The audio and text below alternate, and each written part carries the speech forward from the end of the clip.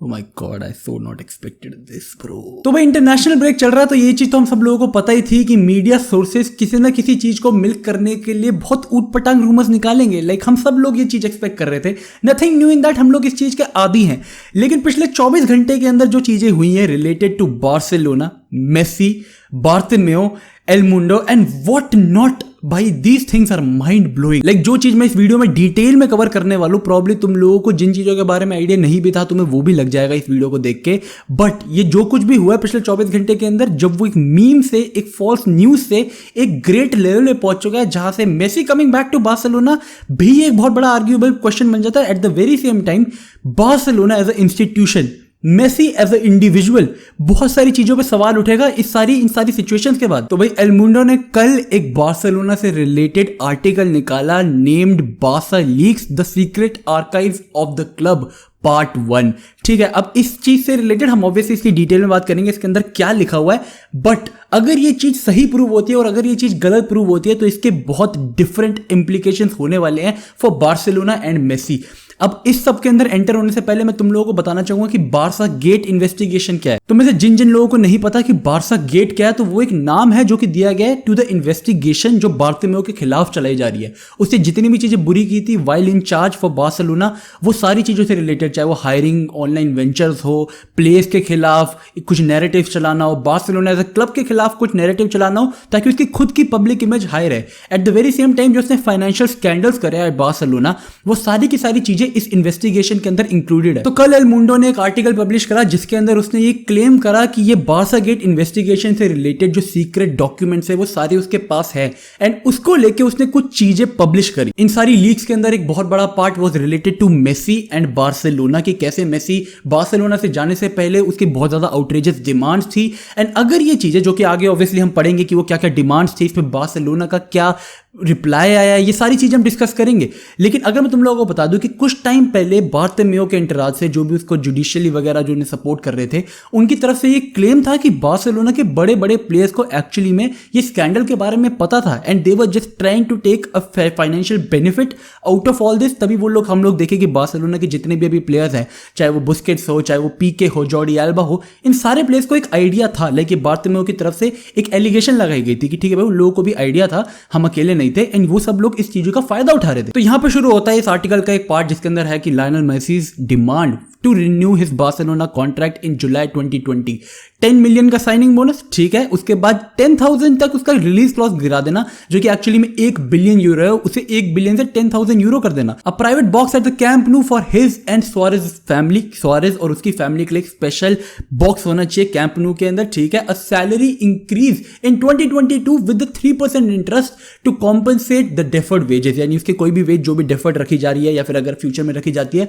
तो उसके ऊपर 3% का इंटरेस्ट भी। While negotiating a renewal with Bartomeu, Lionel Messi demanded a clause in which it stated that in case the Spanish government raises the tax, the club would have to compensate the difference so that the player would still end up earning the same net salary.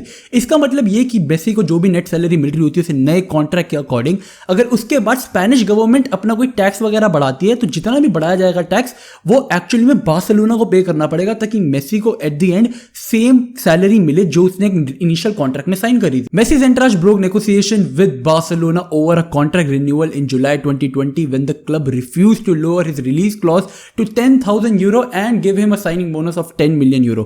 यानी ये काफी simple है कि उन्होंने उसका जो release clause था वो 10,000 यूरो तक गिराने से मना कर दिया था, उन्होंने साइनिंग बोनस देने से भी मना कर दिया था। To renew the contract with Barcelona, Leo Messi demanded the continuity of Pepe Costa and a commission to be paid to his brother Rodrigo Messi। अब जितने लोगों को नहीं पता कि पेपे कोस्टा कौन है, भाई शॉर्ट में बता देता हूं। हर प्लेयर के पास एंड क्लब के पास कुछ ऐसे लोग होते हैं जिनका काम होता है वो प्लेयर्स को कंफर्टेबल फील कराए, उनकी नीड्स एंड डिमांड्स के ऊपर ध्यान रखे। तो Pepe Costa was actually very close to Messi's family and वो और भी बहुत सारे प्लेयर्स की family, Suarez and even Jordi Alba, सारे प्लेयर्स की फैमिली से काफी क्लोज था and he used to make sure कि इनकी डिमांड्स फुलफिल हो रही हैं। When Laporta first arrived at the club, Leo Messi demanded the same economic terms that he demanded from Bartomeu the year before. However they ended up reaching a agreement with different terms, a contract that was not accepted by La Liga.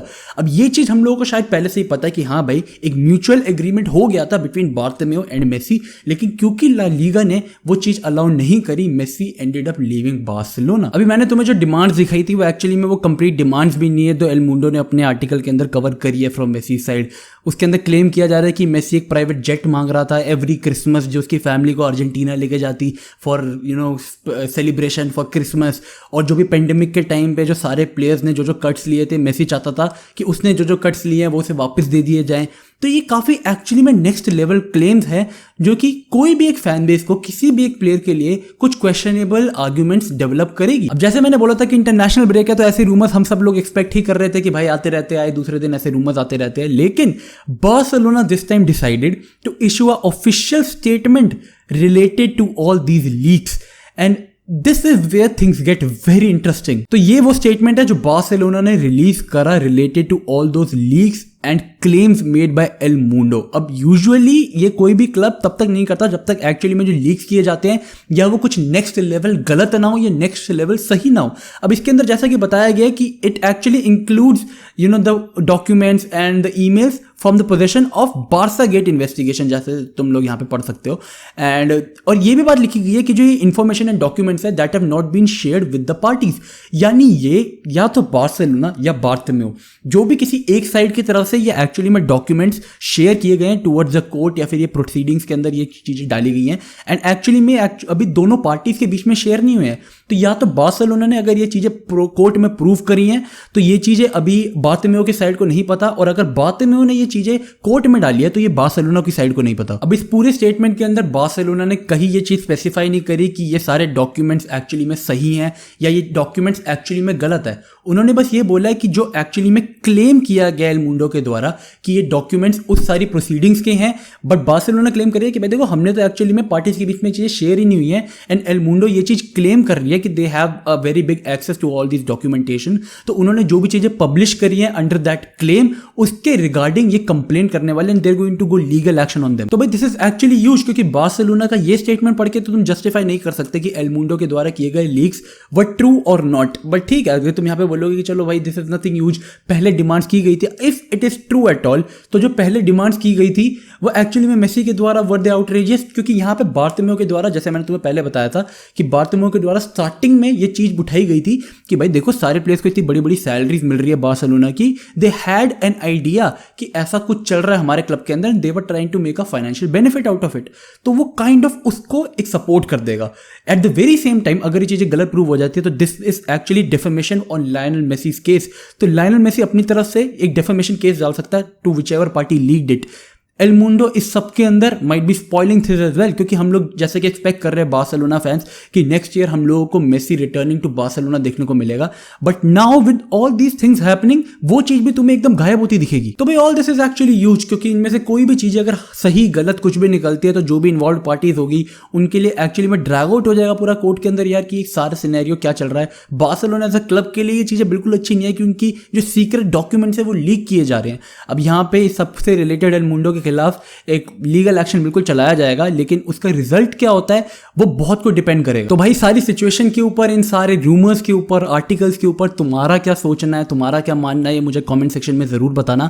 And अगर मैंने कहीं पे कुछ miss out करा हो या फिर I was incorrect about anything तो make sure you correct me या add on to the information in the comments, ताकि बाकी सबको ये चीजें पता लगती रहे।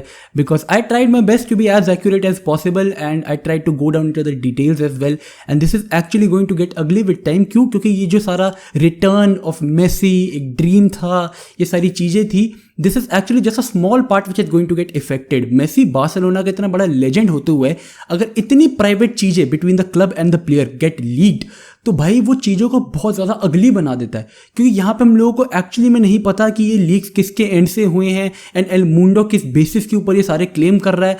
Things are gonna get very ugly भाई। तो I don't know, I just hope कि चीज़ें इस तरीके से सेटल हो जाए कि there is nothing bad blood between the player and the club, क्योंकि एक्चुअली में he is the greatest player in the history of the club for a fact.